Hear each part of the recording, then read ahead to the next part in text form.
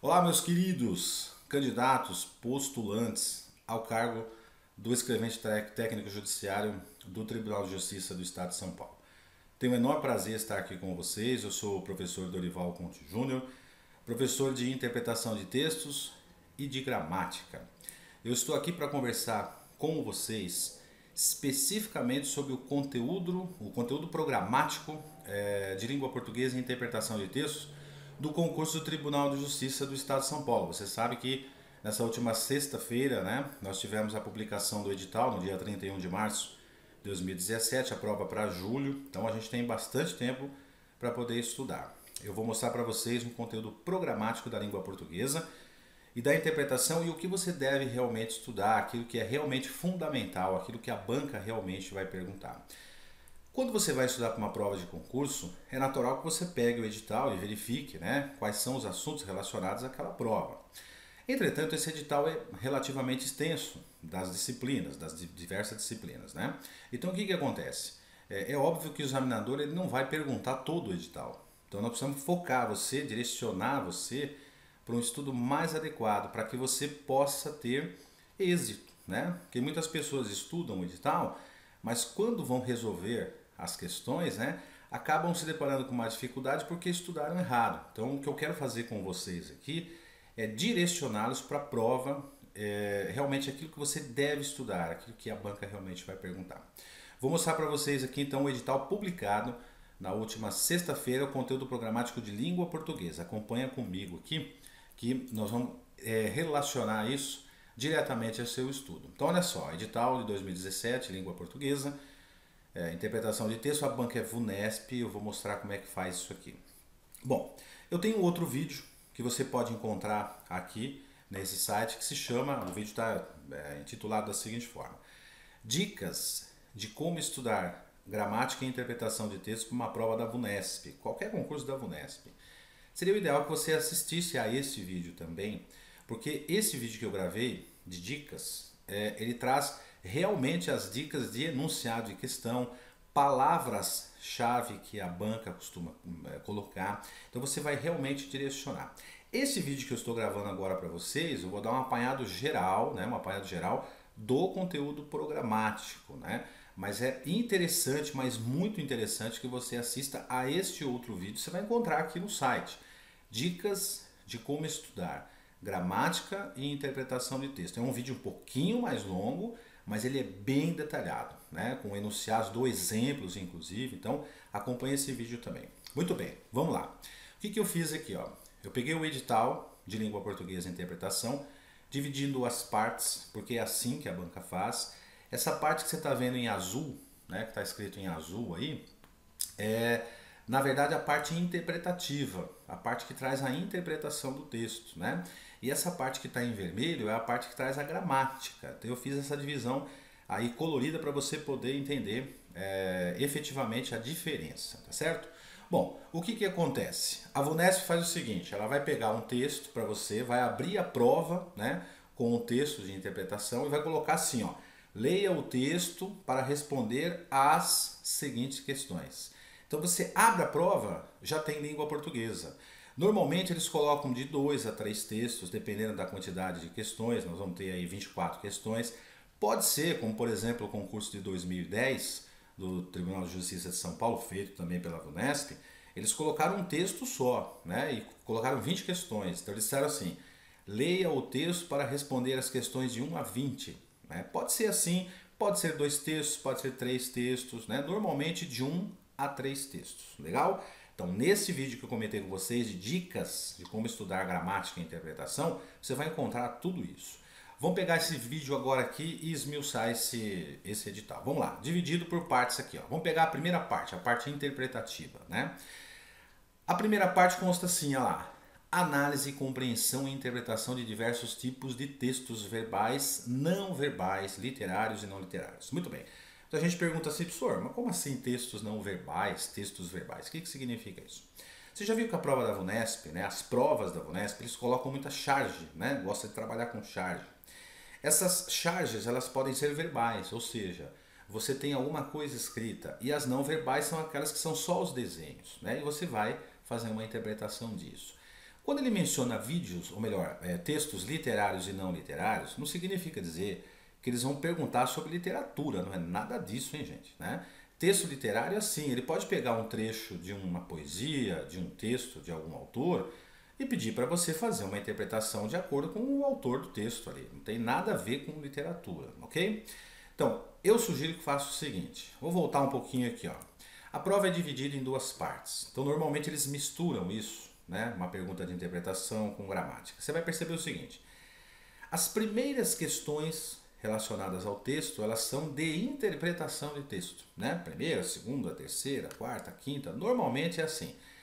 Daí para frente começam a surgir as questões de gramática. Então uma sugestão que eu dou a você, preste atenção, é uma sugestão, não é uma regra, hein? É só uma dica. Quando você pegar o texto, em vez de ler o texto, você lê o enunciado da questão, ok? Vê o que o examinador está perguntando, se é uma questão de gramática ou de interpretação. Eu sugiro que você faça primeiro as questões de gramática. Como é que eu vou saber, professor, que é questão de gramática? Vai aparecer, né? Marque a opção correta de acordo com a norma padrão relacionado à concordância, à regência, à crase, à pontuação. Normalmente eles vão te dar esse nome, o que eles querem, né? Correto ou incorreto de acordo com a norma padrão, norma culta, se é concordância, se é regência, se é crase, etc. Colocação pronominal.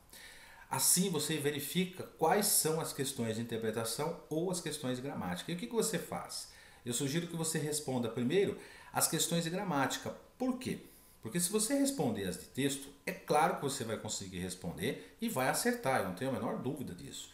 Mas você vai se cansar, né? Porque você vai ter que ler o texto, ler o enunciado. Às vezes você vai ficar entre duas alternativas, o que é perfeitamente normal, ok?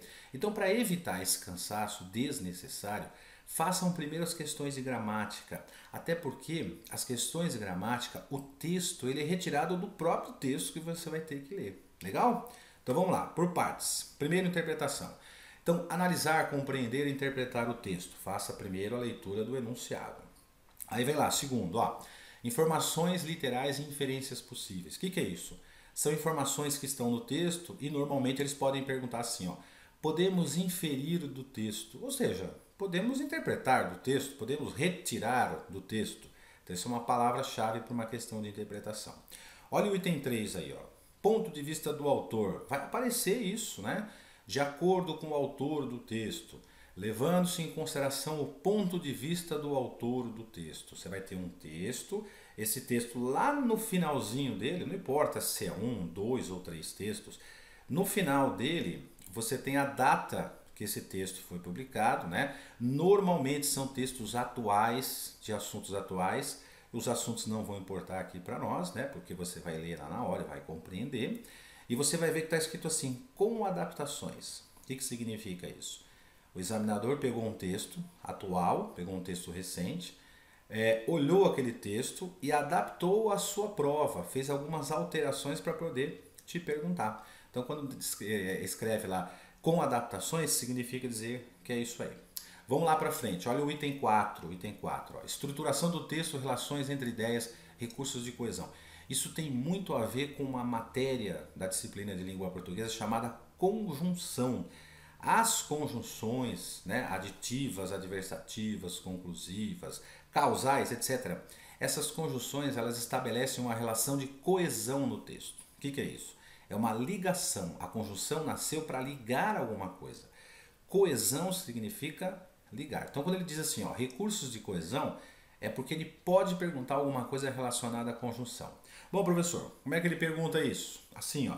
A conjunção destacada no trecho tal. Eles vão dizer para você que é uma conjunção, ou simplesmente vão dizer assim, ó, o termo destacado, o vocábulo destacado, a palavra destacada no item tal, ou a conjunção destacada, normalmente eles fazem isso, pode ser substituída por outra conjunção e manter o sentido, manter o significado do texto, ou ainda, sem que sejam alteradas as ideias originais. Então, como é que você faz isso? Como é que eu estudo isso, professor? Você vai pegar as conjunções coordenativas e as conjunções subordinativas, elas têm classificações. As coordenativas você tem as aditivas, adversativas, conclusivas, etc. As subordinativas você tem as conjunções causais, consecutivas, condicionais e assim por diante. Você tem esse material aí, né, para isso. E o que você faz? Você procura se familiarizar com essas conjunções e os seus sinônimos. Para quando ele perguntar para você, troque a conjunção por outra de igual valor, você tem em mente que aquela conjunção pode ser colocada naquele texto e não mudar o sentido, né? Por exemplo, você, né? Por que você faltou hoje? Né? Você tem lá, faltei hoje porque estava doente, ou faltei ontem porque estava doente.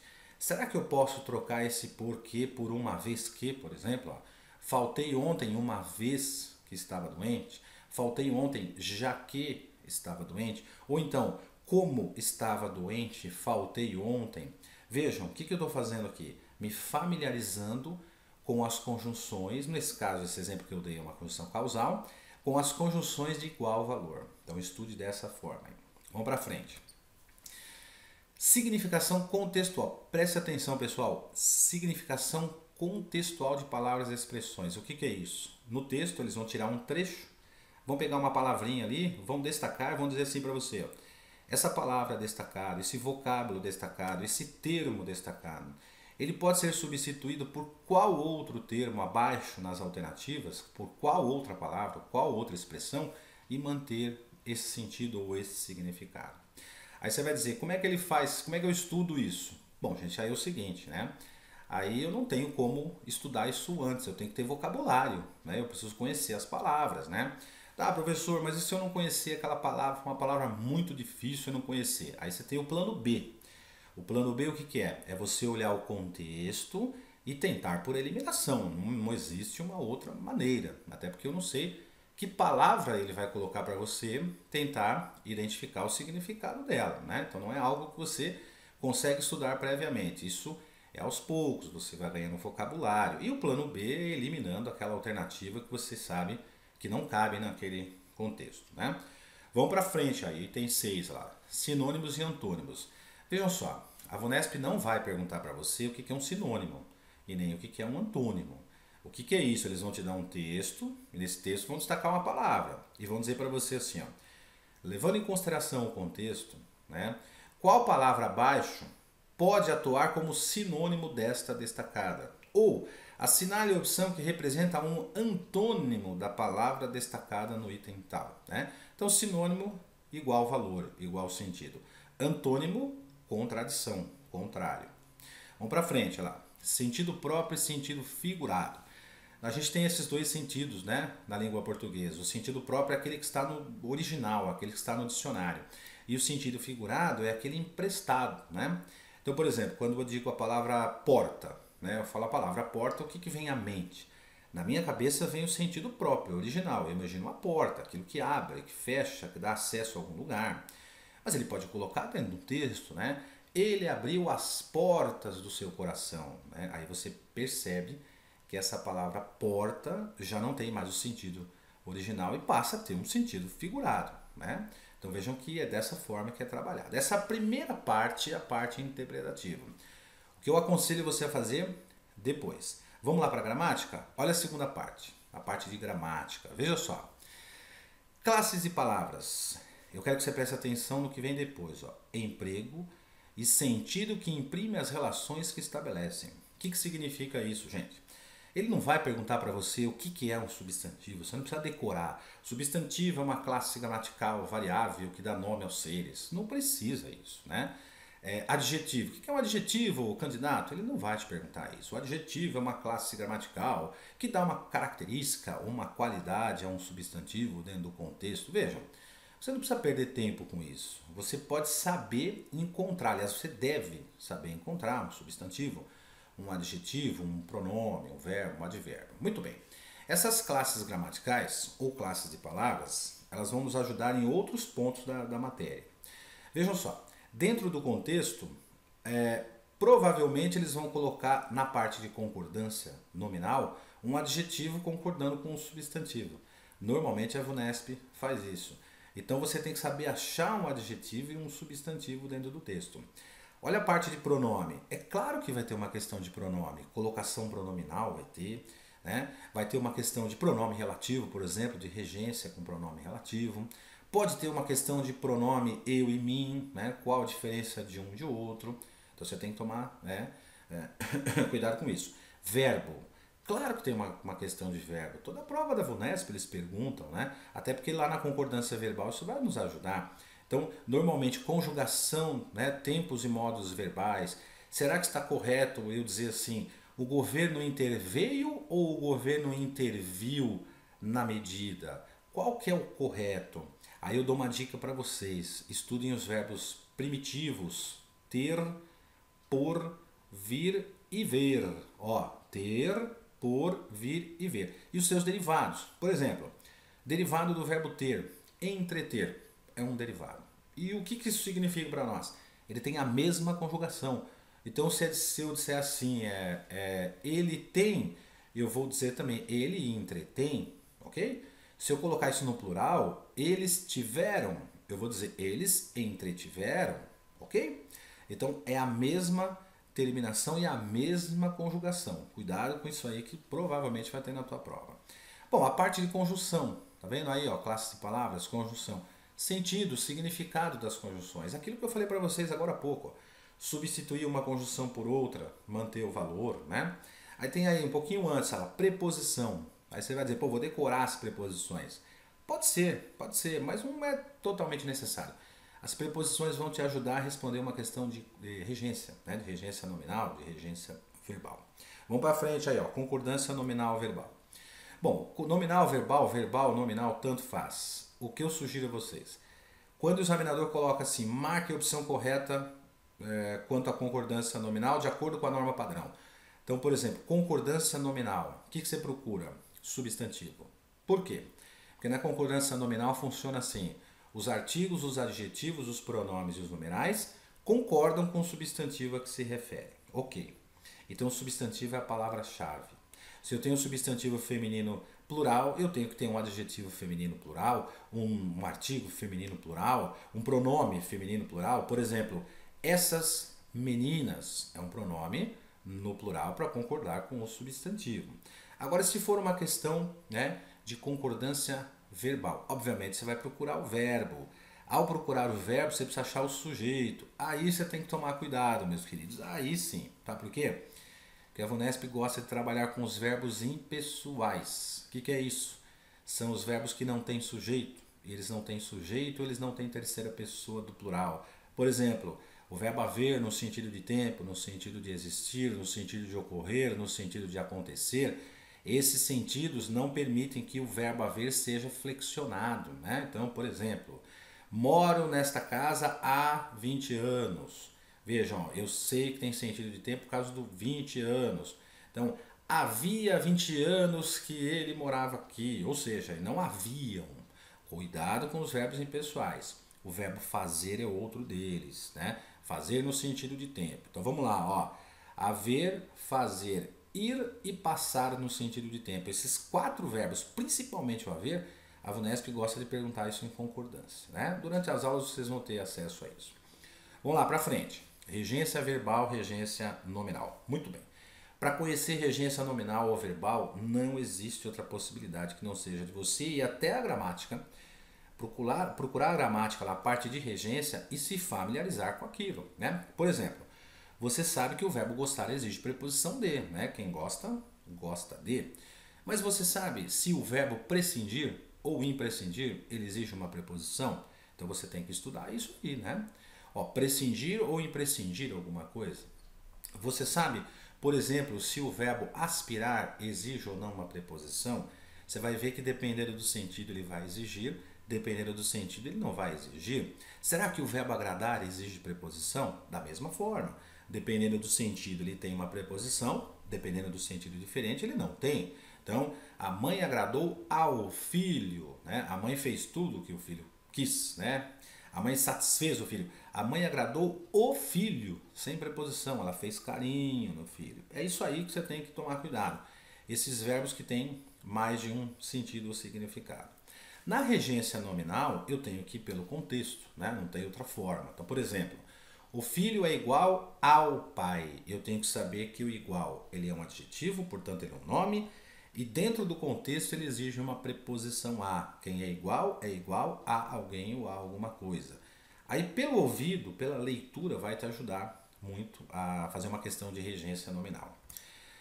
Para frente, olha lá, colocação pronominal. Provavelmente isso vai ter. A VUNESP, sempre que trabalha isso no edital, eles colocam isso no concurso. Aí você tem que tomar cuidado com as palavras que são atrativas de pronomes oblíquos átonos, né? As palavras negativas, os advérbios, os pronomes, né? Aqueles pronomes demonstrativos, indefinidos. Isso aí você vai ter em aula, você vai ver que tem que decorar, não existe outra maneira, né? Aí aquelas regrinhas, não se inicia um período por pronome oblíquo átono, não se usa ênclise com verbo no particípio, tem que tomar cuidado com essas situações. Locuções verbais, eles gostam muito de colocar locuções verbais e colocar um pronome oblíquo átono ali no meio, né? Verbos no infinitivo ainda, né? Infinitivo terminado em R, ainda que eu tenha uma palavra atrativa, mesmo que eu tenha uma palavra atrativa com o verbo no infinitivo, tanto faz eu colocar o pronome pós-posto ao verbo anteposto, ou seja, tanto faz ali eu produzir uma ênclise ou uma próclise, essas coisinhas aí você tem que tomar cuidado. Vamos para frente, crase, né? Crase é aquela coisa, né, gente? Dificilmente você vai ter um concurso que não tenha crase. Para você estudar crase, você precisa conhecer regência, né? Porque a crase são quatro regras, né? Obrigatória, facultativa, proibida e as regras especiais, aquelas das locuções, né? Então, por exemplo, comprei uma mercadoria à vista. Esse à vista tem crase porque é uma locução feminina, iniciada pela preposição a. Comprei uma mercadoria a prazo. Esse a prazo não tem crase porque é uma locução, mas é uma locução masculina. As locuções vocês têm que tomar um pouquinho de cuidado, eles costumam colocar, né? Às vezes chove pela manhã, será que tem crase se às vezes não tem, né?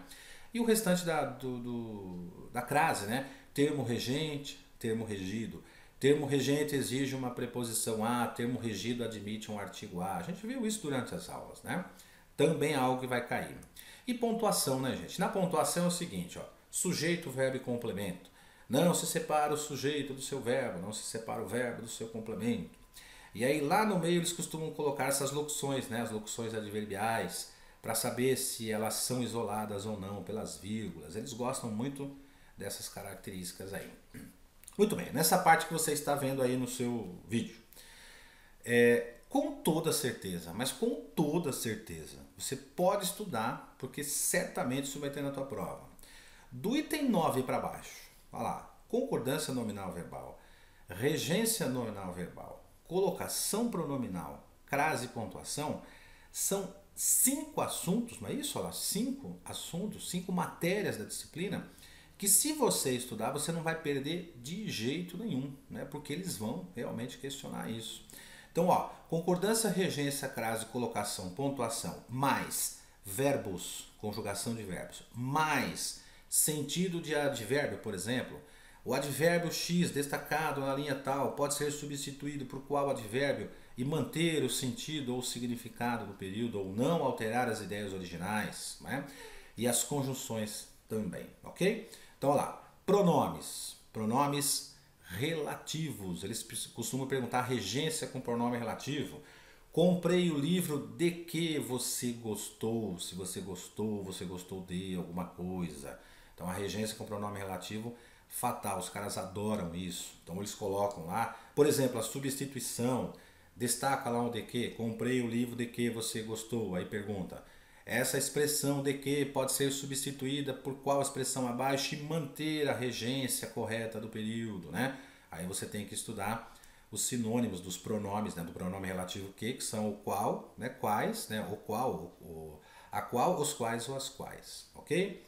E na parte de pronome também, por causa da colocação pronominal, aquelas questões fatais, né? Pega o texto, né? Fatal, o VUNESP vai ter isso.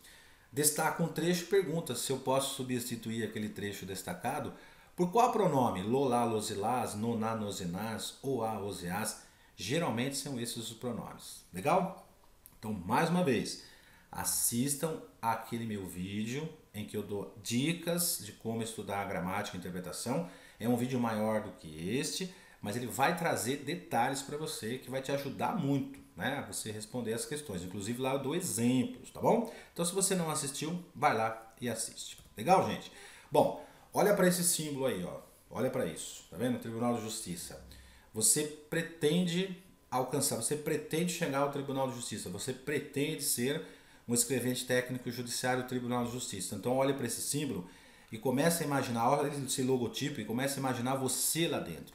Você trabalhando, ó, rumo à aprovação no Tribunal de Justiça. Legal? A gente está aqui para isso. Olha esse logo, olha esse distintivo do Tribunal de Justiça e comece a imaginar você lá dentro. À medida que você vai estudando, é claro que não adianta só você imaginar você dentro e não estudar, né? Para isso que eu estou aqui, para isso que nós estamos aqui. Então, ó, olha esse logo aí, vai pensando assim, ó, em breve eu estarei aí. Em breve eu estarei lá no Tribunal de Justiça. Eu serei um escrevente técnico judiciário do Tribunal de Justiça do Estado de São Paulo e eu vou encontrar vocês ó, lá na posse, ok? Então eu encontro você especificamente lá na posse. Estuda com a gente, vem comigo, tá? Escute o que nós estamos contando para vocês, porque a gente tem experiência nisso, né? São muitos anos aí trabalhando nessa área e eu estudo as provas anteriores, as características. É claro, né, pessoal, não existe mágica, né? Não tem mágica para passar no concurso, não tem como. Se tivesse mágica, todo mundo passaria, inventaria uma varinha mágica e a gente passava no concurso, tá? Isso não vai existir. Pouquinho seu esforço, ó, pensa que é um período, é daqui até julho. Aí você passa, aí você treina a parte de digitação para fazer a segunda fase. Você viu lá no edital, eles vão chamar mais de 2.000 pessoas para a segunda fase, para você fazer a segunda fase. Olha a chance que você tem, você não pode desperdiçar isso. Esse é um momento que nós estamos que você não pode desperdiçar. Ah, professor, mas eu não consegui, não deu certo. Então é o seguinte, aproveita o que você estudou e estude para o próximo. Gente, quase todo ano tem concurso para o Tribunal de Justiça. Tivemos em 2010, 11, 12, 13, 14, 15. Não tivemos só o ano passado.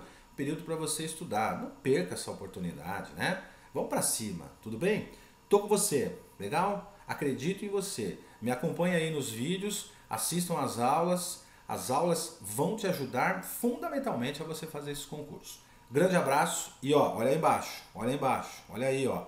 Encontro você na posse. Você entendeu? Eu encontro você na posse. Olha o logo aí. Olha para o logo, SP, Tribunal de Justiça. Eu vou trabalhar no Tribunal de Justiça. Legal? Grande abraço. Bons estudos.